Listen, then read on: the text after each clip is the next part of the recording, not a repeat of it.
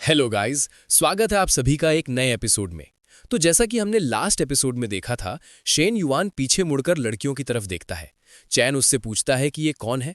Shane yuan बड़े ही normal अंदाज में जवाब देता है, सड़क पर बस यूं ही मुलाकात हो गई, इन्होंने कहा कॉफी पीनी है तो साथ आ गए। इतना सुनते ही लुंगलू जोश में आकर बोल पड़ता है, ओहो ऐसा है क्या, नमस्ते नमस्ते।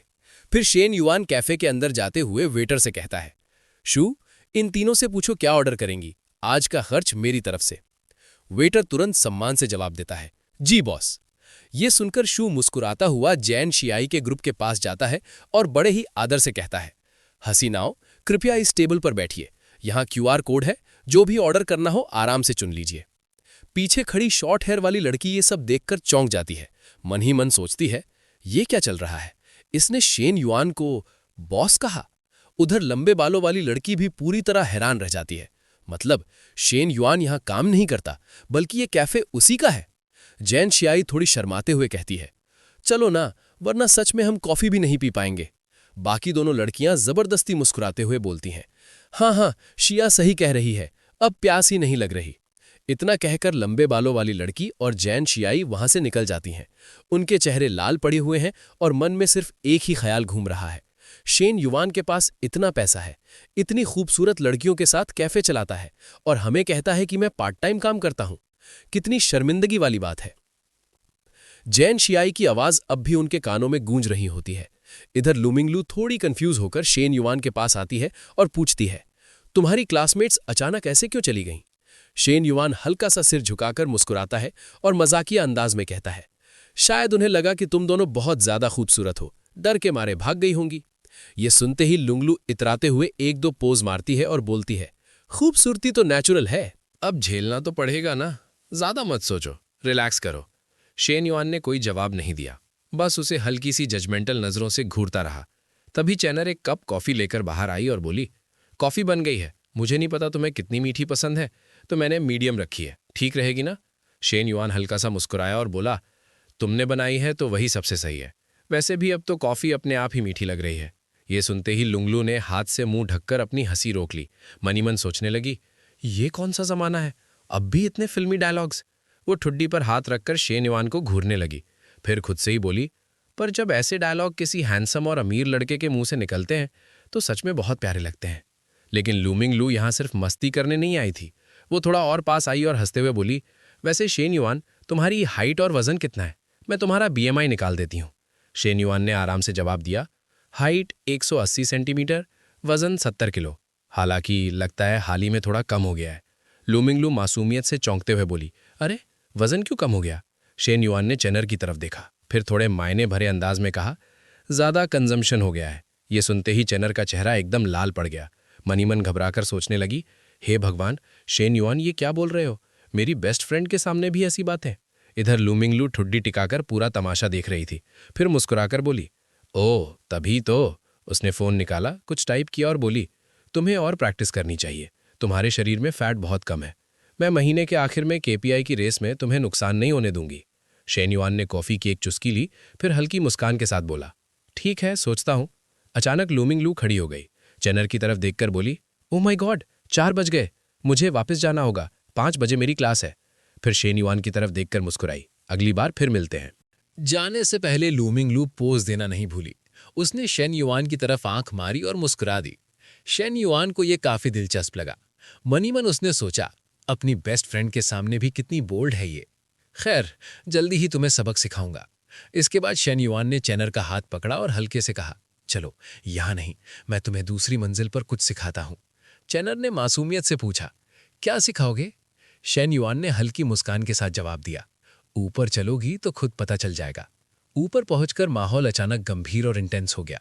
शेन युआन ने चैनर की तरफ देखते हुए धीमी आवाज में कहा, तुम्हारी बिजनेस समझ अच्छी है, लेकिन तुम्हें अभी और ट्रेनिंग की जरूरत है। चैनर शर्माते हुए बोली, पर यहां नीचे लोग हैं। शेन युआन ने शांत लेकिन भरोसेमंद लहजे में कहा, कभी कभी असली ट्रेनिंग वही होती है जो हमें हमारी सीमाओं से बाहर ले जाए। दोनों के बीच एक अजीब सा तनाव और खामोशी छा गई। वो खामोशी किसी टकराव से ज्यादा एक अनकहे जज्बात की तरह थी। उधर नीचे बैठी श्याओ को ऊपर से कुछ आवाजें सुनाई दी। वो चौंक कर ऊपर देखने लगी। ऊपर क्या हो रहा है? ध्यान से सुनते ही उसका चेहरा शर्म से लाल हो गया। उसने जल्दी से दरवाज़ा बंद कर दिया और मन ही मन बुदबुदाई, ओह, मैं कुछ नहीं जानती। उसी वक्त लूमिंग लू घबराते हुए बाहर से लौटी और बोली, शू, दरवाज़ा क्यों बंद कर दिया? मैं अपना बैग भूल गई हूँ। शू ने अजीब सी आवाज़ में कहा, अभी अभी मत जाओ अंदर। लूमिंग लू ने कमर पर हाथ रखकर पूछा, मतलब क्या है? दरवाज़ा खोलो। जैसे ही वो अंदर गई, ऊपर से आती हल्की सी आवाज़ों ने उसे चौंका दिया। उसने आंखें चौड़ी कर लीं और मन ही मन बोली, दिन दहाड़े इतना ड्रामा, ये लोग सच में कमाल है। कुछ देर बाद भी वो वहीं खड़ी रही, फिर गहरी सांस लेकर बोली, सच में अजीब है, शेन युआन जितना शांत दिखता है उतना ही इंटेंस भी है। उसने हल्के से होंठ काटे और खुद से कहा, ये शेन युआन, मुझे वो चाहिए। फिर जानबूझकर जोर से बोली, शू, मैं पहले जा रही हूं, अगली बार मिलते हैं। ऊपर मौजूद चैनर ने अपनी बेस्ट फ्रेंड की आवाज़ सुनी तो घबरा गई। मन में सोचा, ओह नो, मैंने इसे किस तरह की स्थिति में डाल दिया। लेकिन शेन युआन सब समझ रहा था। वो हल्का सा मुस्कुराया और सोचा, एक स्पेशल ट्रेनिंग सेशन में कभी कभी कोई गवाह भी जरूरी होता है, तभी तो उसका असर यादगार बनता है। इसके साथ ही सीन बदल जाता है। दूसरी तरफ एक ऑफिस का माहौल दिखाया जाता है। सेक्रेटरी लू अपनी कुर्सी पर बैठे हुए हैं, चेहरे पर संदेह और गंभीरता साफ झलक रही है। वो पूछते हैं, तुम्हारा मतलब है शेन युआन नाम का वो स्टूडेंट एंटरप्रेन्योरशिप बेस में इन्वेस्ट करना चाहता है? ली गंभीरता से जवाब देती है, हाँ। सेक्रेटरी लू फिर पूछते हैं, क्या उसके पास इतनी ताकत है? क्या उसका कैपिटल वेरीफाई हो चुका है? ली शांत स्वर में कहती है, मुझे भी पहले यकीन नहीं हुआ था, लेकिन मैंने खुद उसका अकाउंट बैलेंस चेक किया है, उसके पास 10 मिलियन है। सेक्रेटरी लू चौंक जाते हैं, कितना कहा तुमने? 10 मिलियन? सेक्रेटरी लू तुरंत पूछते हैं, क्या तुम्हें पक्का यकीन है कि ये उसके माता पिता का पैसा नहीं है, और क्या उसे इसे इस्तेमाल करने का अधिकार है? ली सिर हिमाकर कहती है, ये उसका अपना पैसा है, वो इसे पूरी आज़ादी से इस्तेमाल कर सकता है। ये सुनते ही सेक्रेटरी लू का चेहरा उत्साह से चमक उठता है।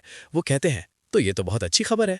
अगर ऐसा है तो हमें अब किसी तीसरी कंपनी के साथ सहयोग करने की ज़रूरत ही नहीं पड़ेगी। फिर थोड़ा सख्त लहजे में आदेश देते हैं, तुम शेन युआन को मेरे ऑफिस बुलाओ, मैं उसकी रिपोर्ट खुद सुनना चाहता हूँ। ली को कुछ अजीब सा महसूस होता है। वो झिझकते हुए पूछती है, सर, भले ही शेन युआन एक स्टूडेंट है, लेकिन अगर हम उसे इन्वेस्टर बनाना चाहते हैं तो क्या हमें थोड़ा और विनम्र नहीं होना चाहिए? सेक्रेटरी लू आत्मसंतुष्ट मुस्कान के साथ कहते हैं, इसकी चिंता मत करो, बस जैसा कहा गया है वैसा करो। लेकिन मन ही मन वो सोचते हैं, मैं अपने स्कूल के किसी भी छात्र को मुझसे आगे नहीं बढ़ने दे सकता, चाहे कुछ भी हो, मुझे उसकी रफ्तार को यहीं रोकना होगा। इधर दूसरी तरफ शेन युआन अपने काम में व्यस्त था। तभी उसका फोन बजता है।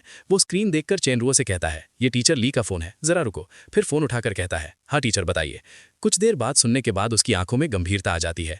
मन ही मन वो सोचता है, स्कूल का इन्वेस्टर्स के प्रति रवैया सही नहीं है, ये लोग मुझ में कमियां निकालना चाहते हैं, और अगर मैं इस बार झुक भी गया तो क्या गारंटी है कि अगली बार मेरा फायदा नहीं उठाएंगे। वो साफ समझ जाता है कि उसे खुद को कमजोर बनने नहीं देना है, इसलिए वो सीधे कहता है, टीचर स्पीकर फोन ऑन कर दीजिए, मुझे सेक्रेटरी लू से कुछ बातें करनी है। स्पीकर फोन ऑन होते ही शेन युआन की आवाज में हल्की सी सख्ती और आत्मविश्वास झलकने लगा। हेलो सेक्रेटरी लू, क्या आप मुझे साफ सुन पा रहे हैं? हाल ही में मैं काफी व्यस्त हूं। मेरे हाथ में कुछ निवेश प्रोजेक्ट हैं जिनका मुझे मूल्यांकन करना है। जब मेरे पास समय होगा तब अपॉइंटमेंट ले लेंगे। मैं टीचर ली से कह दूंगा कि आपको मेरा नंबर दे दें। ये सुनते ही सेक्रेटरी लू को जैसे बिजली का झटका लगा। उसे उम्मीद नहीं थी कि कोई छात्र इतनी बेबाकी से बात करेगा। वो तुरंत खड़ा हो गया। रुको, लेकिन कॉल पहले ही कट चुकी थी। पास खड़ी लीजी भी यह सब देखकर हैरान रह गई। मन ही मन सोचने लगी, उसने सच में सेक्रेटरी का फोन काट दिया? इतनी हिम्मत और इतना निर्णायक रवैया। फोन कटने के बाद सेक्रेटरी लू के ऑफिस में अजीब सी खामोशी छा गई। उसने दांत पीसते हुए सोचा, मेरा फोन काट दिया। अब तक कौन सा छात्र है जो मुझे देखकर झुकता नहीं? क्या ये सिर्फ कुछ पैसों के दम पर इतना घमंड कर रहा है? फिर खुद को संभालते हुए बुदबुदाया, कोई बात नहीं, इस प्रोजेक्ट में अब और देरी नहीं हो सकती। अगर काम आगे नहीं बढ़ा तो सेक्रेटरी कॉन्ग मुझे ही जिम्मेदार ठहराएंगे। उसने माथा रगड़ा और ली की तरफ हाथ हिलाकर कहा, टीचर ली, अगर शेन युआन के पास सच में इन्वेस्ट करने की क्षमता है तो उसे खाने पर बुलाओ, डिनर के दौरान बात करेंगे। ली ने थोड़ी बेचैनी के साथ जवाब दिया, ठीक है सर, मैं अभी मैसेज भेज देती हूँ। इधर शेन युआन ने जैसे ही टीचर ली का मैसेज देखा, उसके चेहरे पर हल्की सी मुस्कान आ गई। मन ही मन वो सोचने लगा, मुझे खाने पर बुलाना चाहते हैं, मतलब अब बातचीत का पलड़ा मेरी तरफ झुक चुका है। सबसे पहले मुझे इस इन्वेस्टमेंट पर पूरी आज़ादी चाहिए। पहले देखता हूं कि ये लू जियांग किस तरह का इंसान है, फिर आगे का फैसला करूंगा। वो खड़ा हुआ और अपने कपड़े ठीक करते हुए बोला, चनर, अगर तुम्हें कोई ज़रूरी काम है तो पहले वो निपटा लो, हम अगली बार साथ में खाना खा सकते हैं। फिर आराम से कुर्सी पर बैठ गया। पीछे से चनर को देखते हुए उसके चेहरे पर संतुष्ट भरी मुस्कान आ गई। वो मन ही मन सोचने लगा, चनर सच में हर तरह से मेरा ख्याल रखने वाली है। अचानक शेन युआन का फोन बज उठा। उसने स्क्रीन देखी और कॉल रिसीव की। हेलो मिनवी। दूसरी तरफ से भांग मिनवी की आवाज आई। शेन युआन, तुम क्या कर रहे हो? फ्री हो क्या? चलो स्पोर्ट्स फील्ड पर थोड़ी देर टहलने चलते हैं। शेन युआन ने शांत स्वर में कहा। सिर्फ टहलने के लिए? मुझे लगा तुम मुझे ठंडा पानी पिलाने के लिए बुला रही हो। मिनवी झट से बोली, कोई चांस नहीं, मेरे पीरियड्स चल रहे हैं। शेन युआन ने मन ही मन सोचा, कोई हैरानी नहीं कि पिछले 2 दिन से वो मुझे ढूंढने नहीं आई। तो वजह ये थी। वो हल्के से बोला, मिनवी ने थोड़े मजाकिया अंदाज में जोड़ा, वैसे अगर तुम चाहो तो ऐसा भी नहीं है कि सब कुछ नामुमकिन हो। शेन युआन तुरंत संभल गया। उसने नरम और गंभीर लहजे में कहा, नहीं मिनवी, सेहत सबसे जरूरी है। ऐसी बातें मजाक में भी मत किया करो। मैं कुछ दिन और इंतजार कर सकता हूं। तुम्हें पहले खुद का ख्याल रखना चाहिए। मिनवी को उसकी बात सुनकर बहुत अच्छा लगा। उसने प्यार से शेन युआन के गाल पर हल्का सा किस किया और बोली, शेन युआन, तुम सच में बहुत अच्छे हो। फिर उसने थोड़ी हिम्मत जुटाकर पूछा, मैं तुमसे कुछ पूछना चाहती हूं। अब हमारा रिश्ता क्या है? मन ही मन वो सोच रही थी, आज मुझे साफ साफ पूछना ही होगा। हमने वो सब कर लिया है जो एक कपल करता है, तो फिर एक टाइटल क्यों नहीं? कौन सी लड़की नहीं चाहती कि उसे कोई नाम मिले? शेन युआन हल्का सा मुस्कुराया। मन में बोला, ये सवाल वाकई खतरनाक है, लेकिन लगता है मिनवी मुझे सच में बहुत पसंद करती है। बिना किसी हिचकिचाहट के उसने जवाब दिया, बेशक हम एक रिश्ते में हैं। ये सुनते ही मिनवी खुशी से झूम उठी। उसने शेन युआन की गर्दन में बाहें डाल दी और बोली, सच में? शेन युआन ने प्यार से जवाब दिया, हाँ बिल्कुल। मिनवी ने अपना गाल उसके गाल से सटाते हुए मुस्कुराकर पूछा, तो शेन युआन, तुम्हारी सिर्फ एक ही गर्लफ्रेंड है और वो मैं हूं, है ना? शेन युआन ने बिना किसी झिझक के जवाब दिया, हाँ। दिल ही दिल में उसने सोचा, बाकी सबके पास सिर्फ नाम होते हैं, girlfriend, my love, my darling, लेकिन उसके लिए मैं ही सब कुछ हूं। वो मुस्कुरा उठा और मजाकिया अंदाज में बोला, अगर तुम इतनी अच्छी हो तो मैं तुम्हें 2 दिन में इनाम दूंगा। फिर हल्की शरारत से पूछा, पगली, इस वीकेंड तुम्हें शॉपिंग पर ले चलूं? बताओ, कार चाहिए या घर? मिनवी हैरान होकर बोली, कार और घर? ये तो बहुत ज्यादा महंगा है। एक बैग या थोड़ा मेकअप ही काफी है। शेन युआन ने आराम से मुस्कुराते हुए कहा, मेरे लिए पैसे बचाने की जरूरत नहीं है, लेकिन मुझे लगता है कि तुम ज्यादातर समय स्कूल में रहती हो, तो कार का ज्यादा इस्तेमाल नहीं कर पाओगी। पहले एक छोटा सा घर ले लेते हैं, बाद में जरूरत हुई तो कार भी ले लेंगे, कैसा रहेगा? मिनवी उन मीठे शब्दों में पूरी तरह खो चुकी थी। उसने शेन युआन को गले लगाते हुए धीमे से कहा, मैं तुम्हारी बात मानूंगी। शेन युआन ने प्यार से कहा, आज काफी देर हो गई है, मैं तुम्हें बाद में डॉर्मेटरी छोड़ दूंगा, और जब पीरियड्स हो तो ज्यादा आराम करना चाहिए। मनी मन उसने सोचा, कल मुझे किंगहू झील भी जाना है घर देखने के लिए। अगले दिन का सीन। लूमिंग लू ने शेन युआन को वीडियो कॉल किया। स्क्रीन पर आते ही बोली, छोटे शैतान, अब तक सो रहे हो क्या? अगर फ्री हो तो जिम आ जाओ। शेन युआन ने भौहें सिकोड़ते हुए पूछा, मैंने कब कहा कि मैं आ रहा हूं? और ये वीडियो कॉल जरूरी था क्या? उधर से यूमिंग ने मुस्कुराकर जवाब दिया, सिर्फ अभद्र लोग ही हर चीज को अभद्र समझते हैं। बताओ, क्या तुम्हारे दिमाग में वैसे ख्याल चल रहे हैं? शेन युआन ने स्क्रीन को देखते हुए सोचा, इसका लहजा बिल्कुल ऐसा नहीं है जैसे वो मुझे किसी बाहरी आदमी की तरह ट्रीट कर रही हो। चलो देखते हैं तुम ये खेल कितने दिन तक चला पाती हो। तभी अचानक पीछे से आवाज आई, ओह यूमिंग, तुम यहां हो? यूमिंग पलटी। उसने देखा लाल बालों वाली लड़की मुस्कुराते हुए उसकी तरफ आ रही थी। यूमिंग ने जवाब दिया, तुम यहां कैसे? वो लड़की उत्सुकता से बोली, मैं तुम्हें ढूंढ रही थी, तुम्हें जिम में देखकर अच्छा लगा। क्या बात है, सुबह सुबह इतनी खुश क्यों लग रही हो? जो वांटिंग ने मुस्कुराते हुए पूछा। लू मंगलू भी हल्की मुस्कान के साथ बोली, कुछ खास नहीं, बस मुझे लगता है कि एक दोस्त इन दिनों बहुत दिलचस्प हो गई है। जो वांटिंग पास की कुर्सी पर बैठ गई और आराम से बोली, तो फिर बताओ ना, वैसे भी क्लास शुरू होने में अभी टाइम है। लू मंगलू ने ठुड्डी पर हाथ रखते हुए कहा, मेरी एक बेस्ट फ्रेंड है जो एक शुगर डैडी के साथ है, और वो शुगर डैडी बहुत उदार है। वो उसे 3 मिलियन का घर दिला रहा है। जो वांटिंग चौंक गई, 3 मिलियन? ऐसे ही? मतलब उसकी नेटवर्थ तो कम से कम कई दसियों मिलियन होगी। लू मंगलू ने गहरी सांस ली। बिल्कुल, इसी वजह से तो मुझे जलन होती है। जो वांटिंग मन ही मन सोचने लगी, इतनी आर्थिक ताकत वाला आदमी जरूर बहुत बूढ़ा होगा। फिर हल्की मुस्कान के साथ बोली, तो वो शुगर डैडी बहुत बूढ़ा होगा, है ना? वो अंदर ही अंदर सोच रही थी, भले ही बूढ़ा हो लेकिन इतना अमीर हो तो क्या फर्क पड़ता है।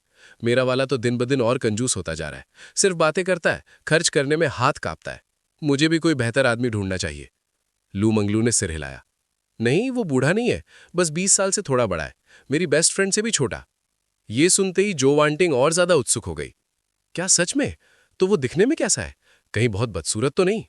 लू मंगलू उत्साह से बोली, बिल्कुल नहीं, वो तो बहुत हैंडसम है। जो वांटिंग की आंखें फैल गईं। हैंडसम भी और अमीर भी? तो फिर तुम्हारी बेस्ट फ्रेंड बहुत खूबसूरत होगी, है ना? ऐसे आदमी को आकर्षित करने के लिए तो किसी खास खूबसूरती की जरूरत पड़ती है।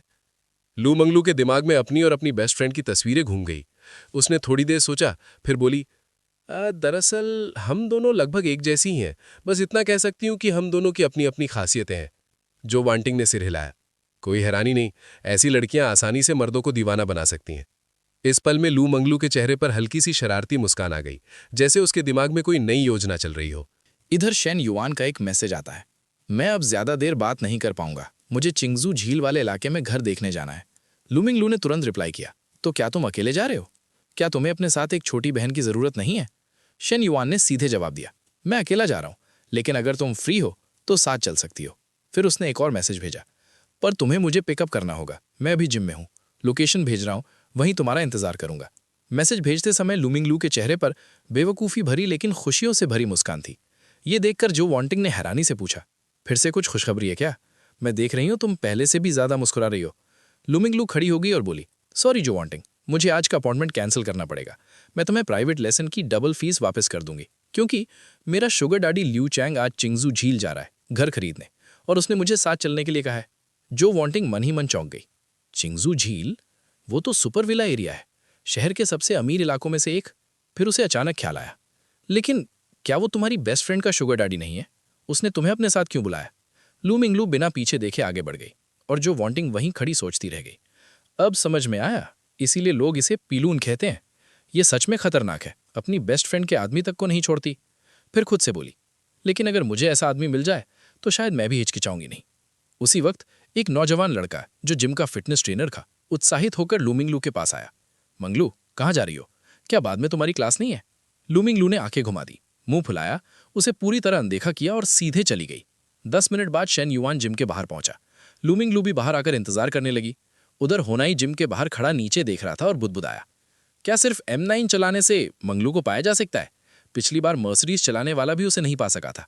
उसके पास खड़ी जो वांटिंग ने कहा, सिर्फ ये मत देखो कि वो कौन सी गाड़ी चलाता है, ये देखो कि वो कैसा आदमी है जो अपनी गर्लफ्रेंड को यूं ही 3 मिलियन का घर दिला सकता है। होना ही चौंक गया। 3 मिलियन? मुझे 3 मिलियन कमाने में कितने साल लगेंगे? अचानक जो वांटिंग की आंखें फैल गईं। एक मिनट, रुको, ये आदमी इतना जाना पहचाना क्यों लग रहा है? जैसे ही कार से एक लंबा हैंडसम नौजवान उतरा, वो अवाक रह गई। Shane yuan? ये तो सच में शेन युआन है। उसका दिमाग सुन्न पड़ गया। वो सोच रही थी, जिस जवान, अमीर और हैंडसम शुगर डैडी की बात मंगलू कर रही थी, वो असल में शेन युआन है। नीचे शेन युआन और लू मिंगलू को एक साथ देखकर वो वहीं जमी रह गई। उसके मन में एक ही ख्याल घूम रहा था, मेरा एक्स बॉयफ्रेंड असल में करोड़पति बन चुका है, और मैंने उसे सिर्फ आधा महीना पहले छोड़ दिया था। वो वहीं डाड़ी रही, अपनी आंखों के सामने हो रहे इस सच पर यकीन ही नहीं कर पा रही थी। अब आगे क्या होगा, ये जानने के लिए देखिए अगला एपिसोड। अगर आप हमारे चैनल पर नए हैं तो चैनल को सब्सक्राइब करें, वीडियो को लाइक करें और कमेंट में बताइए कि आपको ये एपिसोड कैसा लगा।